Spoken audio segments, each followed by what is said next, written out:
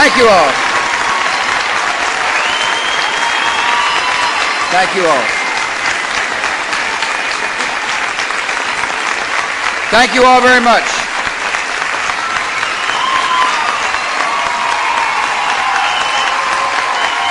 Thank you. Okay, here we go. Thank you all very much. It's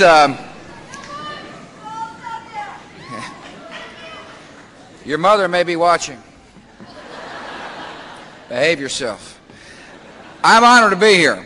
I want to thank the citizens of La Crosse, Wisconsin, for such a warm welcome. I'm great to be here in Logan High School. It's a great place.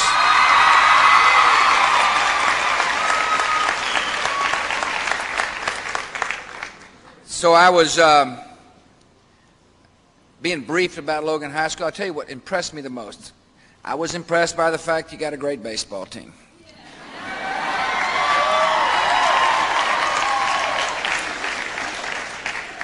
I was impressed you got a great girls basketball team. But I was most impressed when I saw that the school raised a banner for the academic superstars.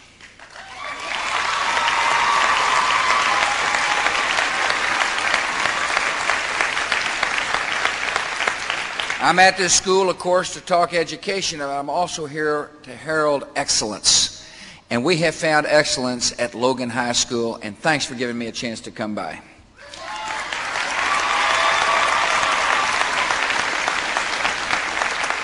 I appreciate the Secretary of Education traveling with me today. You know, we've got a lot of people who like to theorize in Washington, D.C. Kind of the philosopher types.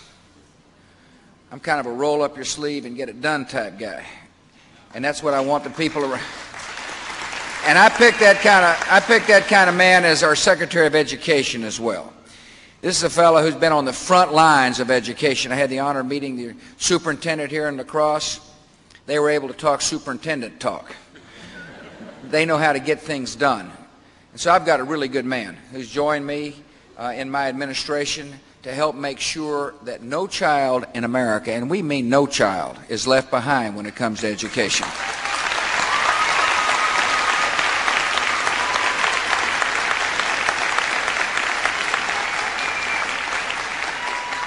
I want to thank Logan High grad class of '81, Congressman Ron Kine, for joining us today. Thank you, Ron.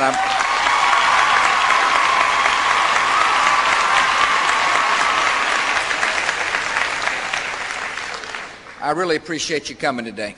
I'm honored you're here. I also want to thank your governor, Scott McCallum, for traveling with me today as well.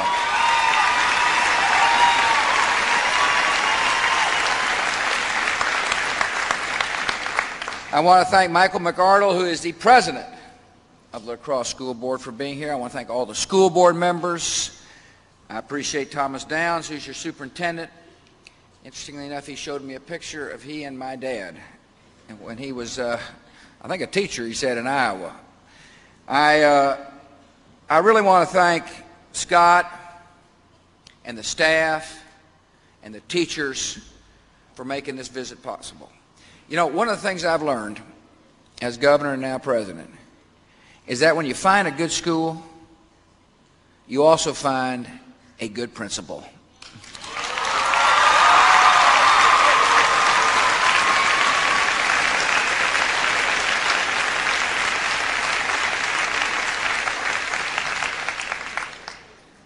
There's going to be some folks here graduating, I understand, pretty soon. Don't take it for granted.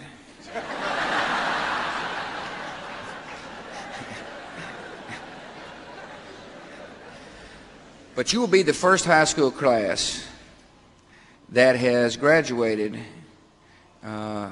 with America under attack. We got under attack in September, and you're graduating in a time of war.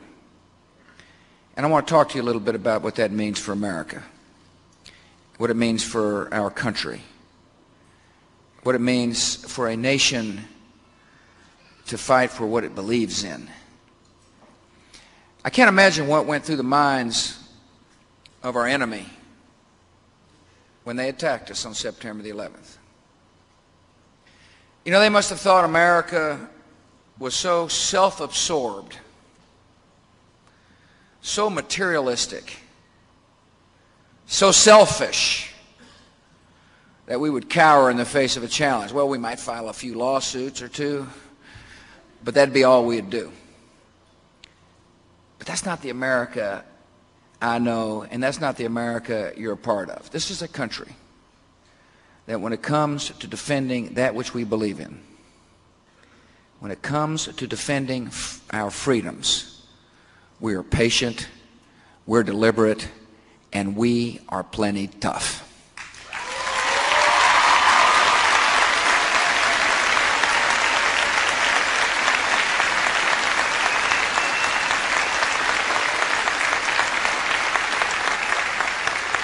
You're graduating in a time of war, right here in America, but a war that your textbooks really haven't been able to describe before. It's a new kind of threat to our country. Now, you need to know right off the bat that our enemy are nothing but a bunch of cold-blooded killers. And they hate America because of our freedoms. They cannot stand the thought that we worship freely, that we got freedom of the press, that we debate freely. They can't stand that. It bothers them. And therefore, they're out to hurt us again.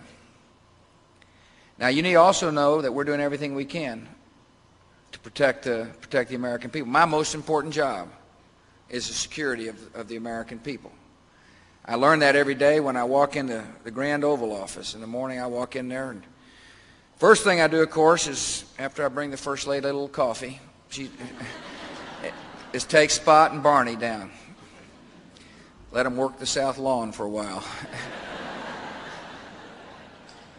Spot was born in the White House. She's 13 years old. She understands the decorum of the Oval, so she gets to go in, but Barney's only a year and a half, and we got a new rug, so he doesn't. Every morning I read about threats to America. I read about the enemy wanting to inflict some more harm on us. And every morning it reminds me that I will do everything in my power to protect the American people. Our law enforcement officials are talking better amongst each other. We're sharing information in a lot better way now. The federal government is in better communications with state and local governments. And anytime we get a hint, or anytime we get kind of a sniff that something might be fixing to happen, you need to know we're acting. We're acting within the confines of the United States Constitution, where we're acting. But the best way, and I want the students to understand this, the best way for me and our government to protect the homeland is to chase these killers down one by one and bring them to justice, and that's what we're going to do.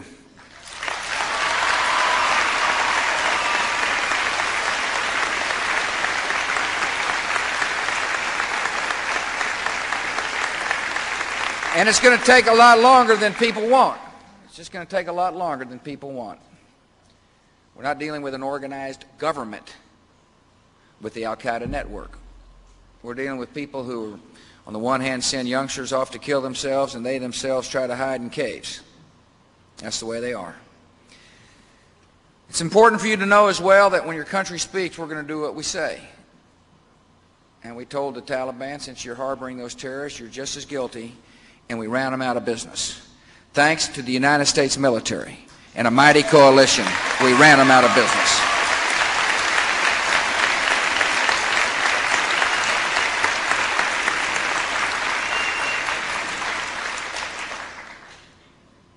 Our country doesn't seek revenge. I want the high school kids here to understand, we don't seek revenge. We seek justice. That's what we seek.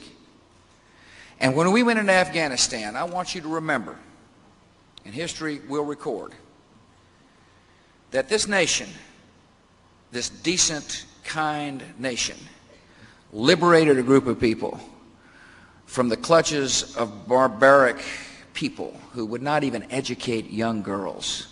We went in not as conquerors, but as liberators. And I'm proud of our nation, and I'm proud of our heart.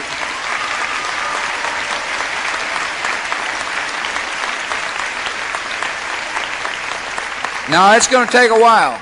It's going to take a while, but much to the chagrin, I guess to the chagrin, I haven't spent a lot of time talking with the enemy, but I got the feeling they're going to be disappointed to hear that we're going to remain united as a country and that we're resolved and we're patient and we're plenty tough. That they think they can hide, but they can't. Our strategy has been not only to disrupt the government that harbored these people, we're destroying their training camps, we're disrupting their finances, we're chasing them down, we're denying them sanctuary in other parts of the world. Listen, these are the kind of people that if they can find a soft spot, they'll light. If they can find somewhere where there may be a weak government, they'll try to move in. And that's why when I look at some of these leaders and send a message, either you're with us or you're with them, they understand that we mean what we say. And we're beginning to deny sanctuary. No, it's going to take a while. But the people in this high school, the kids in this high school have got to understand it is worth it. I will not let, your government's not going to let people destroy the freedoms that we love in America. We fight for civilization, and they're going to find out what this country is made out of. This country is going to defend our values to the core, and we're going to win.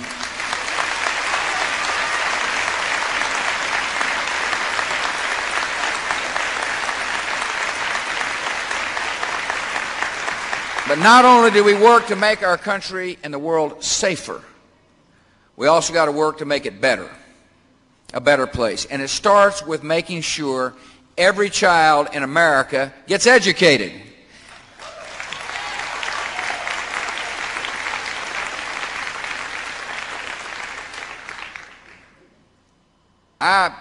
Been a lot of talk about this bill I was able to sign.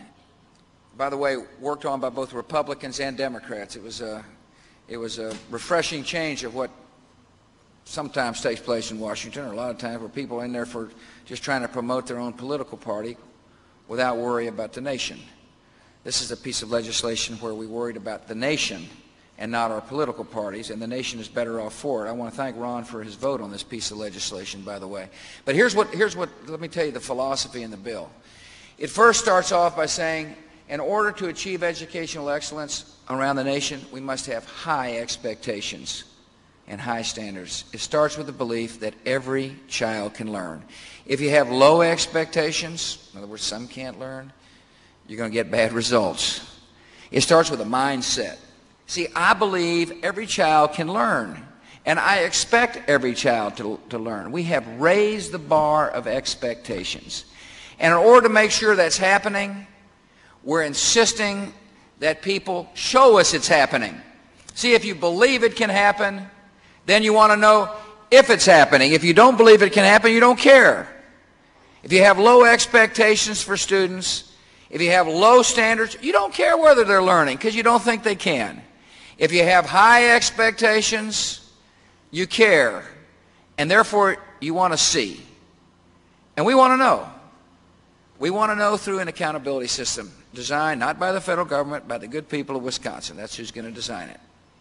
We want to know. We want to know. We want to see the scores. We want them posted for everybody to see because we believe every child can learn. I know you don't like to take tests. Too bad. It is important.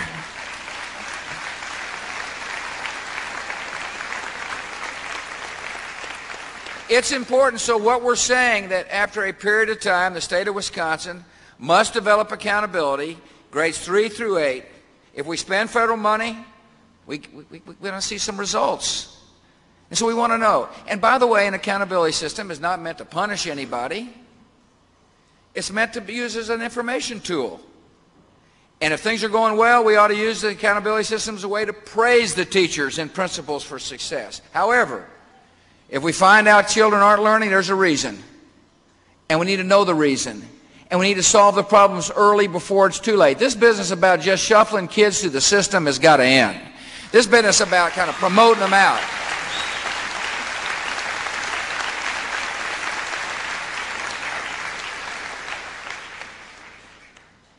But part of making sure that we also succeed is the understanding that one size doesn't fit all when it comes to public education. I mean, look, we don't want federal Washington, D.C. telling you all how to run your schools.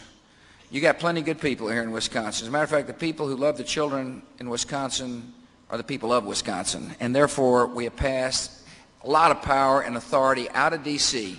to align responsibility and authority where it belongs at the local level.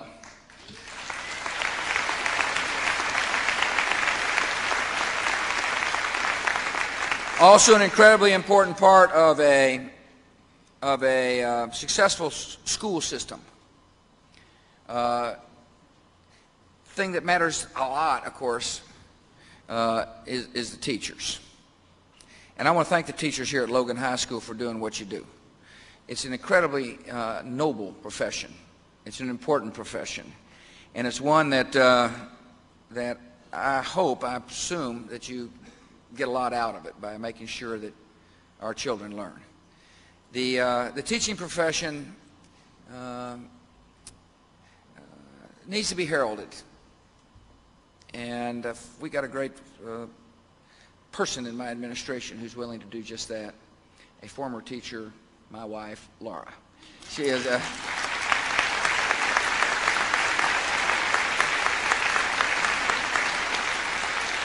when I married her, she was a public school librarian. And the truth of the matter is she didn't particularly care for politics, or politicians for that matter. Thank goodness she said yes when I asked her to marry me. A lot of people now know why I asked her to marry me. A lot of people are wondering out loud why she said yes. But she's great, and she's going to go around the country reminding people that if you want to serve your community, reminding young and old, if you want to serve your community, teach. Become a teacher. We got a Troops for Teachers program for retired military to go in the classroom. We got Teach for America programs. We got all kinds of opportunities. When you go to college and you're looking for something to do and you're wondering about your career, think about becoming a teacher to make a difference in the lives of our children.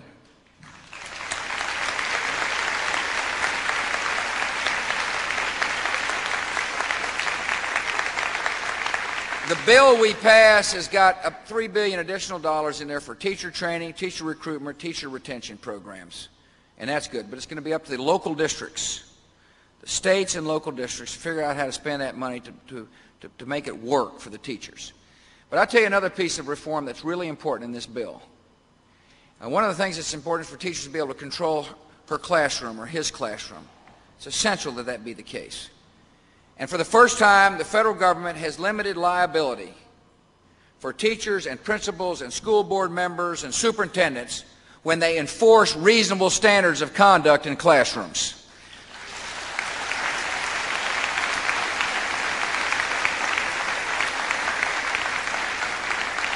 Let me see if I can put that a little more plainly. If you think you can disrupt your class, you're going to get booted out and the teacher's not going to get sued.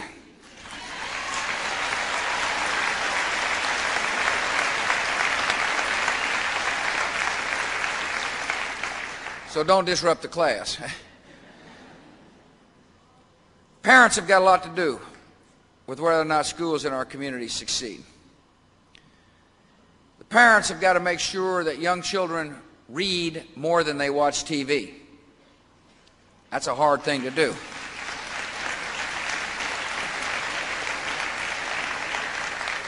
Oh, I know it's hard to turn off the TV and read to your child, but it's really important.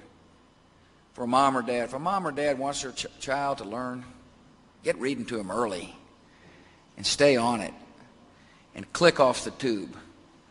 Your children are going to learn a heck of a lot more.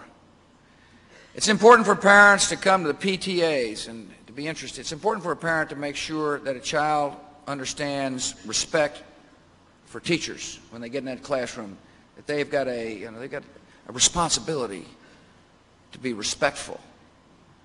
And one way to make sure parents are involved is to use the accountability system. A lot of parents in America feel like their school is doing just fine until they see the results of the children's test, until it's a comparative system like you do here in La Crosse. This man right here, he's not worried about comparing. He's confident principal.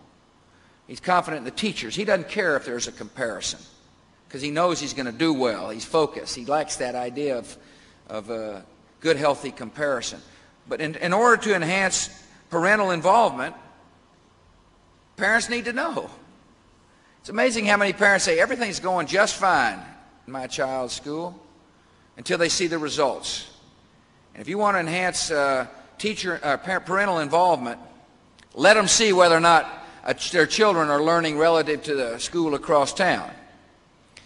Just make sure that the scorecard is honest and open and transparent, and you'll get parental involvement. And even more, this state has enacted public school choice, which basically says if your child is trapped in a failed school, we're not going to tolerate that anymore. And if you're tired of it, you can move to another public school. I think that's a good, healthy reform. Our bill does just that. And not only that, if a child is trapped in a school that won't change after 3 years, there are what's called supplemental services. That means money follows, Title I money follows the child, Title I eligible child, to tutoring services, summer school, after-school services. If you're interested in making sure no child is left behind and you find children trapped in schools that will not change and will not teach, we've got to make sure that they get extra help and give parents additional choices. And that's exactly what this bill does. Parental involvement not only happens when there's care and love. I told people earlier today at our seminar, I can't make people love one another. That's not the role of government. But we can provide the tools necessary for loving parents to become more involved. And one way to do so is for the results to be open and for parents to have different options. Now, we got a good plan, but it's up to you to make it work. The federal government's not going to, the federal government's going to spend money, which we have. The federal government's going to provide a strategy, but it's up for the local folks. And that's why we've come to this school. This is a school in which the community takes great pride. Mothers and dads take great interest. The teachers take great time to make sure that every child gets educated. A better America is going to be an America that educates every child. I keep saying every child. The truth of the matter is we're not educating every child right now. We're letting a lot of them just go on through. They're tough to educate. If you don't speak English, if their mothers or daddies don't speak English as a first language, just move them through. That's going to quit as far as I'm concerned. That's not the America I know. The public school system is a vital part of our democracy. It is absolutely essential that we have educational excellence if we want our democracy and our freedom and our system to flourish and thrive. And that's the kind of public school system I envision. And I know it's the kind you envision as well.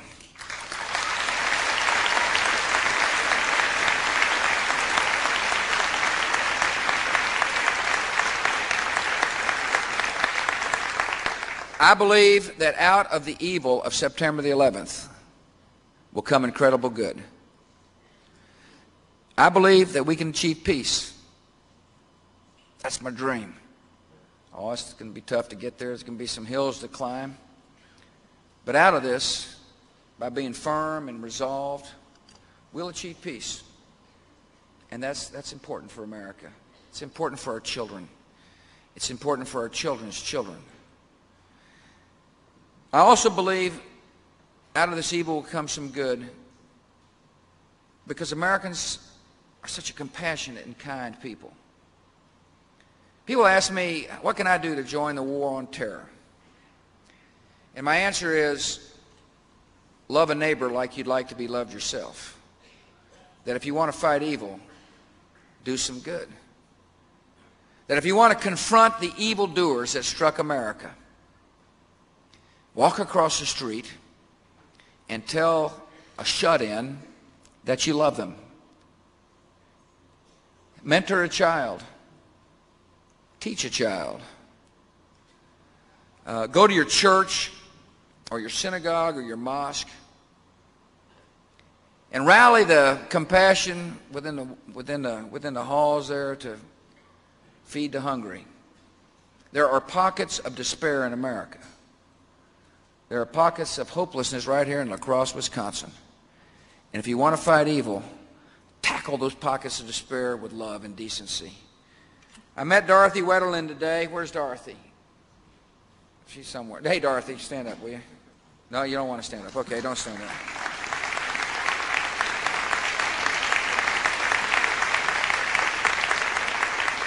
Dorothy kindly came out to the airport to greet me. The reason why is because Dorothy is a soldier in the Army of Compassion here in La Crosse, Wisconsin. She helps victims of domestic abuse and violence. She started puppet shows for young kids in elementary schools to teach them how to make the right choices when it comes to drugs and alcohol.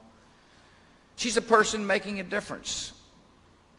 She's a person who understands that one person can't do everything, but one person can darn sure do something to help somebody in need.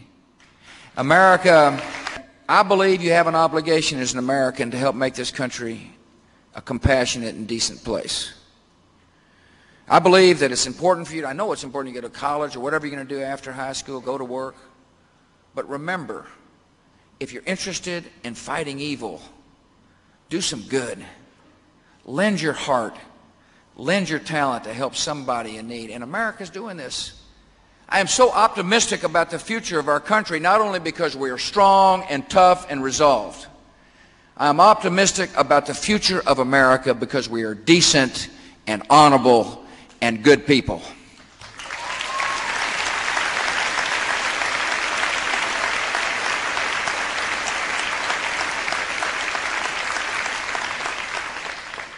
I think the most telling event on September the 11th, and one that I hope a lot of people remember, is what happened on Flight 93. Basically what I'm saying is it's important to serve something greater than yourself in life.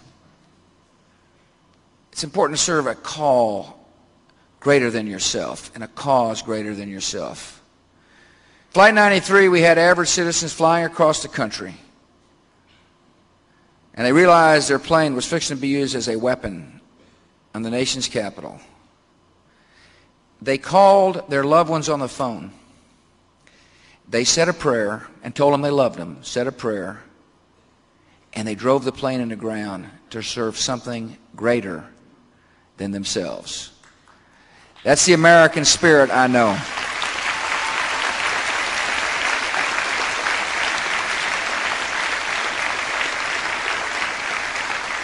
That's that sense of sacrifice that makes this country so strong. And that's exactly what's happening. I want you to know when you get out of high school, you're going to college, and you're going to college in the greatest land, the greatest nation on the face of the earth. And it is my high honor to be the president of the greatest country on the face of the earth. Thank you for letting me come. May God bless.